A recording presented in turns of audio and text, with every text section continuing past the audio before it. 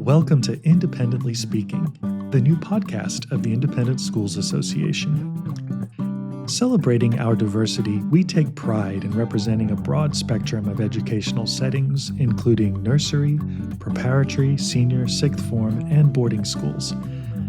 This vibrant network includes institutions specializing in the arts, sports, and faith-based education, along with those offering exceptional assistance for students with special educational needs or disabilities. Thank you for joining us for this episode of Independently Speaking. Now here is your host, ISA Director of Education and Inclusion, Helen Stanton-Tonner. Hello and welcome to Independently Speaking. I'm Helen Stanton-Tonner, your host, and I'm delighted you've joined us for another episode in our series on mental health in independent schools. As educators, you're at the forefront of shaping young minds and futures. Today, we'll delve into the critical topic of mental well-being. We'll explore innovative approaches from integrating mental health education into the curriculum to creating safe spaces for open dialogue. Whether you're addressing these challenges or enhancing your existing support systems, this series promises valuable insights and practical strategies. Together, we can make a meaningful impact on the mental health of our students and staff. Joining me today are two really remarkable leaders with a wealth of experience in education and student wellbeing. First of all, we have here Natasha Dangerfield, the head of Westonbirt School and chair of the Independent Schools Association for this year. Natasha is bringing a depth of knowledge, leading one of the UK's top independent schools, and she served as chair of ISA Education Committee. She's not only shaping the future of independent education, but also making a real difference outside of school, as in her spare time, she sits as president of England Lacrosse. Welcome, Natasha. Thank you very much. Thank you for having me. Our second guest, Matthew Burke, is head of Beaulieu Convent School in Jersey and chair of ISA's Education Committee. Matthew is an inspiring leader who has dedicated his career to education. With his extensive involvement in ISA, as well as other educational boards and initiatives, Matthew offers unique insights into creating environments that support the well-being of students. Welcome, Matthew. It's a pleasure. Natasha, let's start with you. As someone who has led schools for many years, what have you learned about mental health and well-being during your time as a head teacher?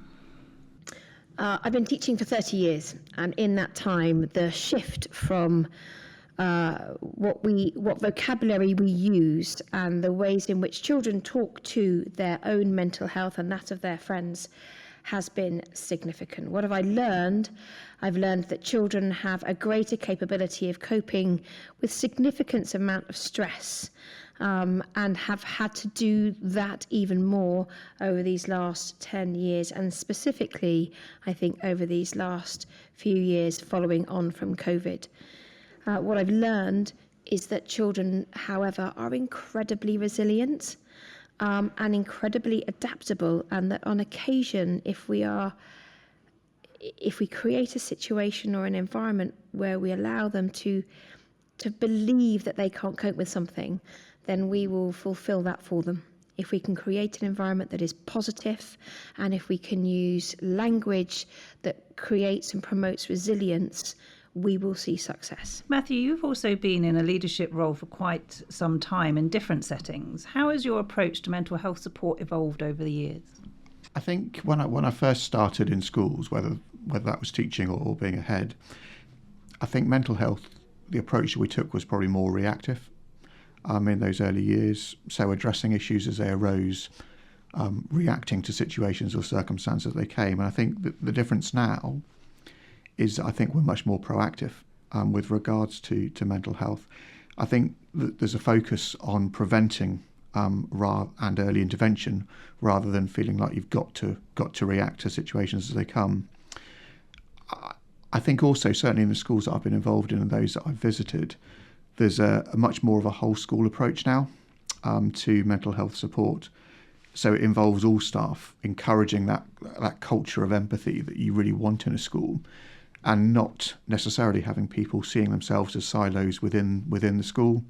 So whatever role you have within the school, you understand now, you expect but you also want to contribute to that culture of well-being, that culture of empathy, that culture of support that you want, actually not just for the students, but also for colleagues as well.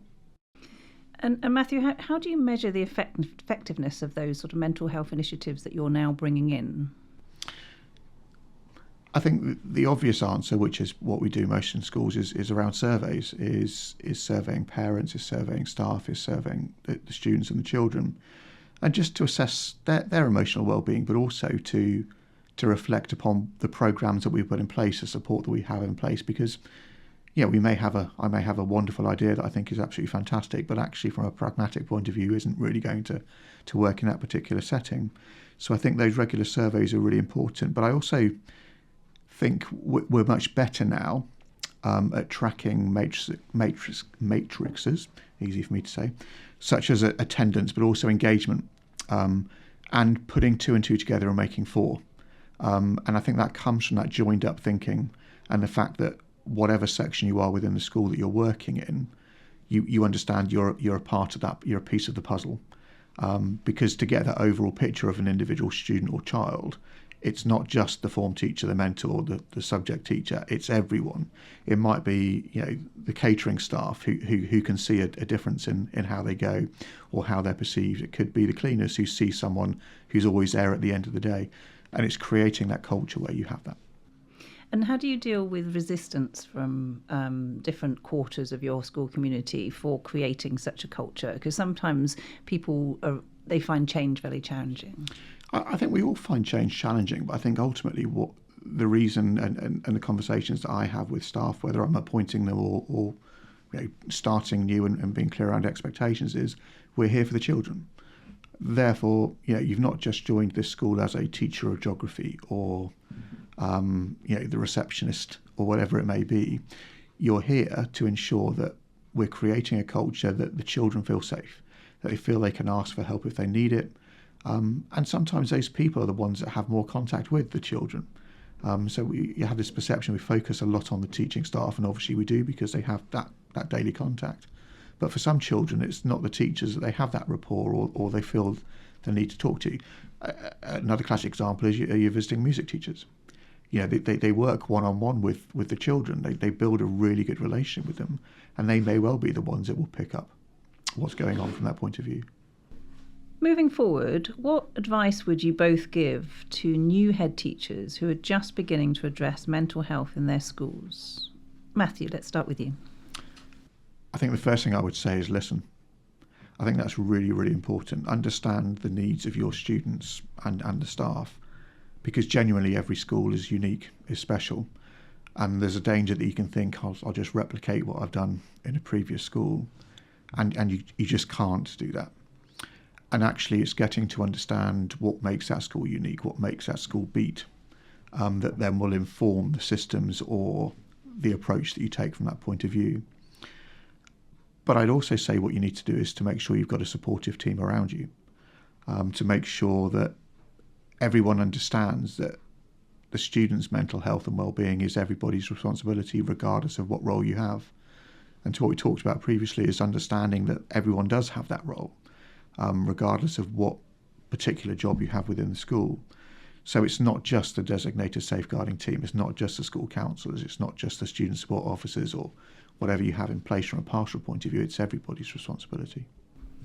So you're really talking about culture here, and building a culture of resilience and positive mental health. So how can other schools sort of take on some of your experience to really promote that culture among the students themselves? I think what we can do is make sure that we're providing all the training that's required for staff. I think sometimes it's difficult, you're potentially dealing with difficult conversations, difficult topics that you're having, and having the confidence to be able to have that conversation is a big ask for someone, particularly if you're looking at changing culture. But it's also understanding that you need a diverse makeup of the people who are involved in that particular aspect of the school.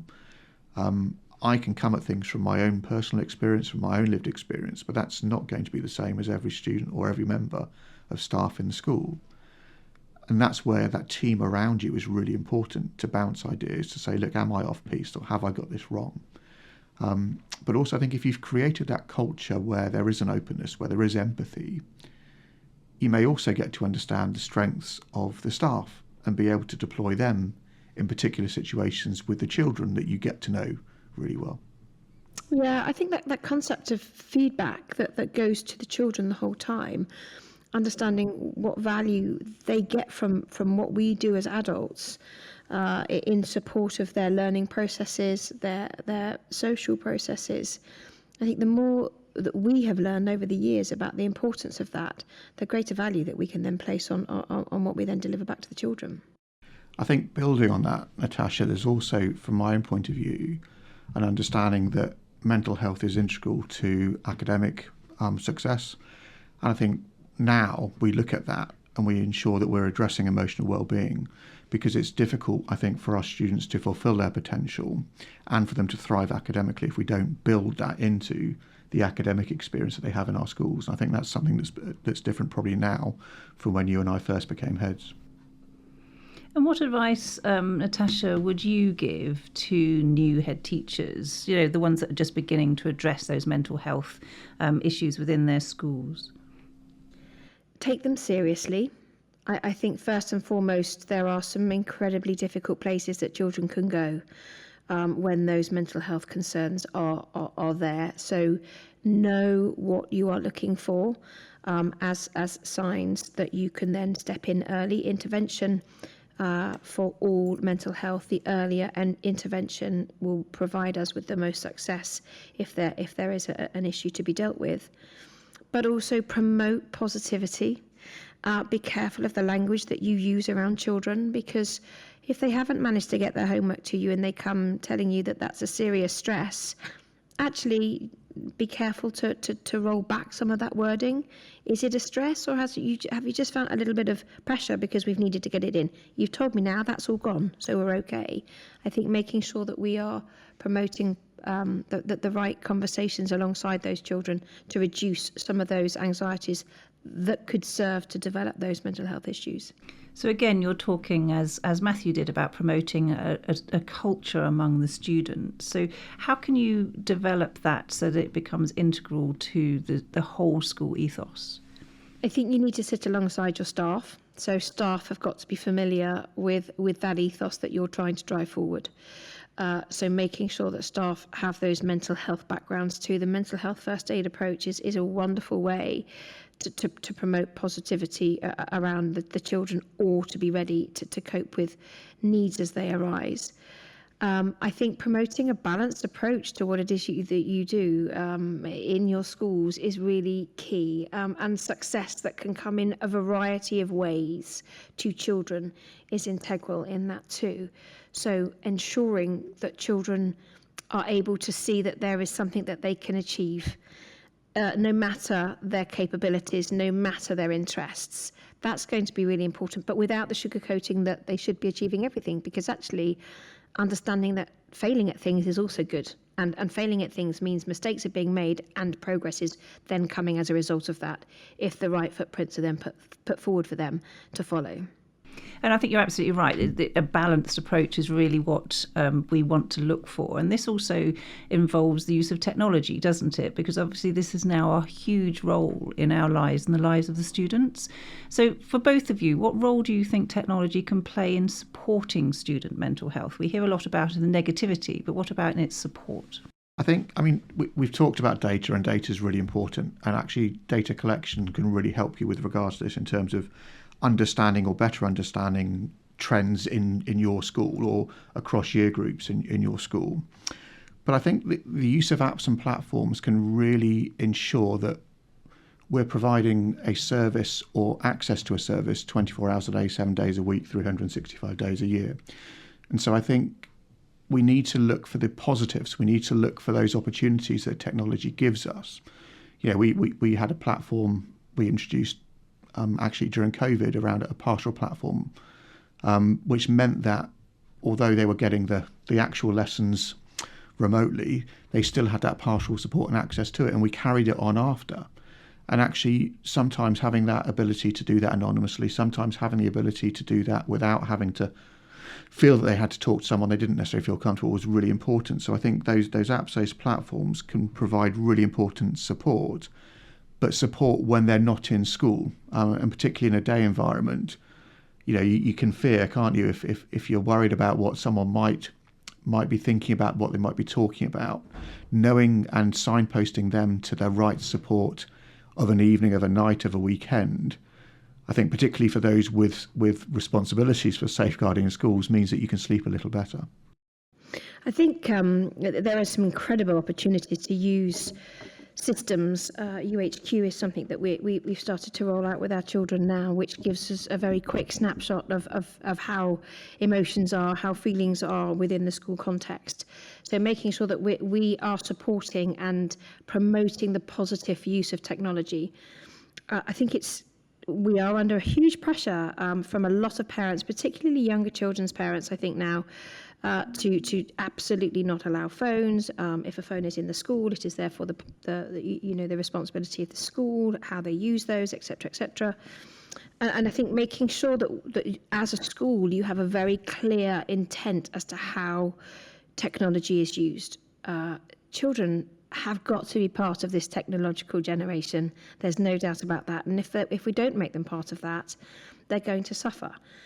They are still taking the majority of their exams, however, with a pen and paper. So again, we come back to that context of balance, Helen, that we've got to make sure that children know when technology is appropriate, how we then promote them using that, even if that's collecting data, as Matthew says, for us to then quantify how they're feeling, but also to make sure that they are also using it for successful opportunities in schools or in classroom situations where we can then turn around and say, this is what I've made, this is how I've used it, this is what we're developing through the whichever subject that they might be using it in. So making sure that technology is there for the right reasons is really important, but it also reducing the amount that they use it when they're not using it for something that is sensible or school related. I think you're right, Natasha. I think it's that appropriateness, but it's also it's another tool.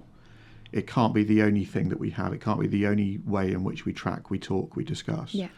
But it's a tool that can be really powerful, and it's something that relates, that they can understand. So I'm with you. We can't say no blanket with regards to that, because actually when they leave us, we need to have educated them to use these devices or technology appropriately. And if simply they've not had access to it, or we believe they've not had access to it, we're not actually doing our jobs as educators either. No, absolutely. Yes, I think both of you are very much talking about not working in isolation, aren't you, really? But when you're not working in isolation, you need to work with the families, the parents, the carers.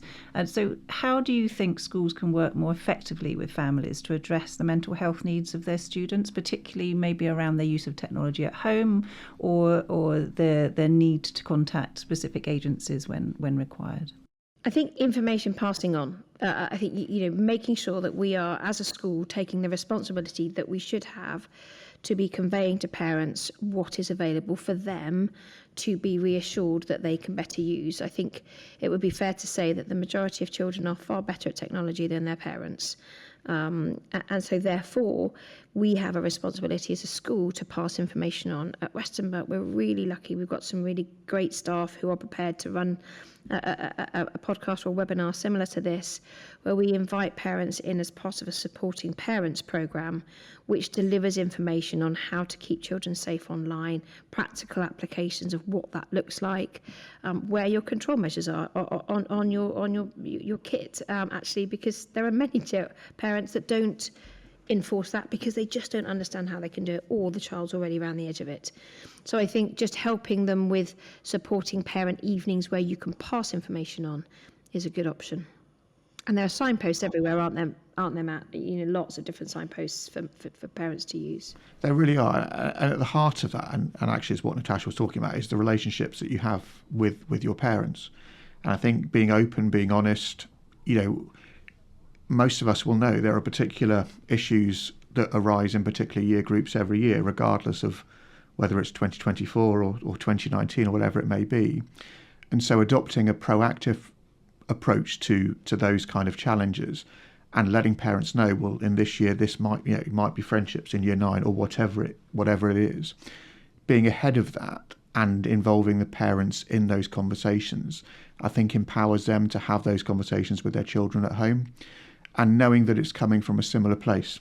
So that there is, as Natasha talked about with hers, we have a Beaulieu Insights series with our parents, where actually it's themes that they want us to explore with them, or they're not sure, or they would like help with. And you can only get to that point if you've got a good relationship with your parent body, whether that's with the parent association, friends of, or whatever it might be, or year group representatives in particular bodies. I think having that and knowing and presenting yourselves as open and engaging and wanting to work with, because ultimately we all want the same thing. We want the children to be the best them that they can be. And we can't do that in isolation as a school. We need parents, we need families, we need the staff, we need the whole community to come together. Absolutely. And if they feel part of that, if they feel they can contribute to those kind of initiatives, they're going to buy into it. And the benefit is for the children. Absolutely.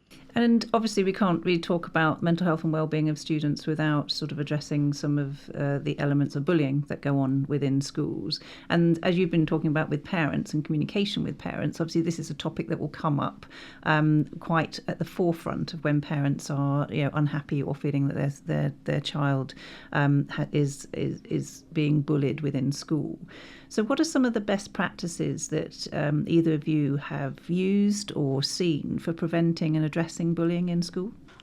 I think the starting point in this and many areas is to actually have a clear policy, clear procedures, clear stages of what you would do and consistently enforce that. It's a line that many heads will use. Bullying happens in every school. If a head tells you it doesn't happen in their school, they're not being honest, or they don't know their school. So actually, I think adopting a zero tolerance is really important from that, and having a culture where that zero tolerance can be enforced, where students or parents feel they can let you know if something's not right is going on, and taking it from there. But I also think you can come at it from a different way, and I think through establishing things like peer mentoring programs, having the senior students in the school engaging with and providing opportunities to talk with those lower down the school helps to create that right culture. Because again, sometimes it may be that a year 6 or year 7 might feel more comfortable talking to a sixth former or a year 11 student than a member of staff. But we need to ensure that we've skilled the students to be able to have those conversations and to know when to pass on what needs to be passed on, because they're not teachers. They haven't had the training necessarily that all staff would have had with regards to that. So it's also helping them support one another. And I think if you've got that concept of mutual support from the students as well as staff, I think that goes a long way to preventing that from happening, but also addressing it and being clear when it does. Yeah, I think those layers of staffing are really important that then sit alongside those peers that within the children's class groups that can support them. So ensuring that you've got very clear directions for children to be able to talk, whistleblow if they feel that they are uncomfortable. That is imperative. And fundamentally, you're absolutely right, Matthew. Bullying will happen in schools because children are not nice to each other, and that's very much part of their own experience of growing up. That they test boundaries, they push their limits, they will say something that's unpleasant. And I think in many situations, if you've got the right atmosphere within the school and you've got the right environment that is being promoted, you will have people that call out the unpleasant behaviour before it becomes a bullying one. And I think that is everybody's goal within schools, is to promote an atmosphere where people are not afraid to put their hand up for others. And if you've got those layers of staffing and those layers of peer supports through those year groups, you will and should be able to pick up on some of those. But then make sure that you've got those, just as you say, consistent guidelines for as and when it does happen. This has been an incredibly insightful discussion, and I really hope our listeners walk away with practical ideas and inspiration for supporting student mental health in their schools. Natasha, Matthew, thank you so much for sharing your experiences and strategies. Your dedication to this important issue is really clear from what you've said, and I know many head teachers and educators will benefit from the lessons you've shared today. Thank you so much for joining me. Thank you very much. An absolute pleasure. To our audience, thank you for tuning into this episode of the ISA podcast. We've covered the importance of evolving mental health strategies, promoting resilience, leveraging technology, and fostering partnerships with families. If you found this episode helpful, make sure you subscribe for future episodes where we'll continue exploring crucial topics in education. Stay curious, stay connected, and we'll be back soon with more insights and inspiration. Until next time. You've been listening to Independently Speaking, the podcast of the Independent Schools Association. For more information about ISA and the schools we support, please visit our website, isaschools.org.uk.